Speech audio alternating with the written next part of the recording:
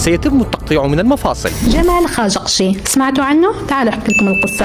2 أكتوبر 2018 وقع حادث مأساوي هز العالم كله. الصحفي السعودي جمال خاشقجي اللي كان يعرف بكتاباته الجريئة في صحيفة واشنطن بوست واللي كان مقيم في أمريكا، وفي يوم راح للقنصلية السعودية في اسطنبول عشان يخلص أوراق لزواجه، وما كان يدري إنه هالزيارة بتكون الأخيرة له. دقائق بعد دخوله تم قتله داخل القنصلية، والجثة تم تقطيعها بطريقة مروعة. التحقيقات التركية بدأت تكشف خيوط الجريمة، واللي كانوا متورطين بهالجريمة هم مجموعة من المسؤولين السعوديين، بعضهم من المخابرات. البداية كانت مليانة إنكار، السعودية نفت تماما عن أي علاقة بالجريمة، لكن بعد ضغط كبير اعترفوا أن العملية كانت غير رسمية وصارت بدون إذن من القيادة. القضية ما كانت مجرد جريمة قتل عادية، العالم كله كان يتابعها. السعودية في النهاية حكمت على بعض المتهمين، لكن بالرغم ذلك كثير من الناس شايفين أن العدالة ما تحققت تماما وأن التحقيق كان ناقص.